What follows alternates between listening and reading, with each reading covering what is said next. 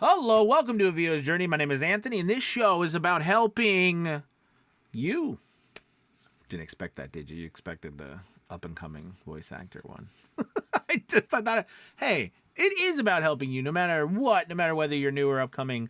This is about helping you get past the things that I step in all the time. So today, I don't know why that was an opening. Today I'm going to tell you about a little secret that I've used to build my voiceover business that a lot of other people do not use. And I firmly believe in it. And I want to share it with you because part of when I started in voiceover, I didn't have a lot of time. You know, I worked from 6 in the morning until about 5 p.m. Then I had to pick up the kids.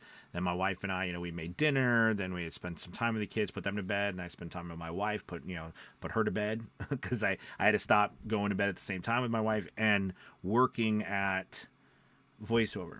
So I didn't have a lot of time. I had from about 10 to 11 p.m. until about 2 or 3 a.m. in the morning to do my voiceover business when I first started. And I did this for about a couple of years. And because of that, I had to understand. I looked at what was out there and I looked at what was happening and I realized a few things. Like I couldn't audition during the main hours of the day to get voiceover work because typically if you want to get really, auditioning, honestly, a lot of good time to get up at about 7 or 8 and audition, right? Get the early things that come in the beginning of the day and to really move forward. Well, that was an issue with me because I was at work. I couldn't do that, right? So a lot of that work I never was able to get or be a part of or whatever. So I had to look at my voiceover business differently from the beginning. How could I still get work and do things without that benefit of auditioning? Well, one of the things was, yes, audiobooks, because I found that auditioning for audiobooks at any time because of the extended time frame of an audiobook didn't necessarily matter if I was hitting the audition right straight away or whenever it came in. That wasn't necessarily as much of an issue. But for all the other work, I found that auditioning wasn't in the cards for me. So what could I do? What should I do in order to still have an opportunity to get work, right? Without having to audition, or at least without having to do mass auditionings. So that's why I came up with the idea of putting out as much content as possible so that work would come to me. So let me explain this. So when I say content in the context of us as voice actors, I mean demo reels, one-spot demos, things like this.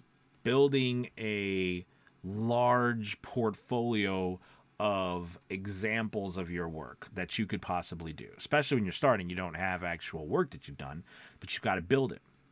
So my idea is that I looked at the landscape and there's all these platforms, there's all these places out there that are marketing all day long, driving traffic all day long and all night long, right, to their websites. If I was to put as much as I could of my own work and what I've created onto those websites, right, I would increase the possibility that through search results on each of those websites, whether they're freelance, intermediary, or pay-to-play websites, that people would find me because I found that people were searching and looking for voice actors instead of just looking for auditions. Because and we're seeing now more than ever that trend has changed. I mean, it's changed. People are starting to more and more want to buy like they buy from Amazon because we're used to it now. We want to go on, buy online, get something online. We don't want to sit here and go through a nauseating process of back and forth of negotiating and all this stuff. I'm not telling people not to do that. I'm just saying that, buying habits change. Things change over time. So anyways, I decided I was going to put out all this stuff on the platforms, as many as I could, until the platforms literally told me, Anthony, please stop putting stuff up on our platform. And that's what I did. I put as much stuff up as many places as I could. And you know what I found? I started getting work. work started coming to me. People started to find me on these platforms without me having to audition. It was slow at first as I started to build it up, but as I grew and it grew more, right, I learned a valuable lesson that I don't need to audition to get work. That doesn't mean I didn't audition, and it doesn't mean I don't do private auditions. Like I did a private audition the other day for A&E. I do auditions, but it's only if they come to me and ask me for auditions. Does that make sense? I do not go find them anymore. And I know that is quite different than what a lot of people say. And I often say if you are lost and you don't know what to do, a good place to start is to just start auditioning, because it gives you a purpose and an idea.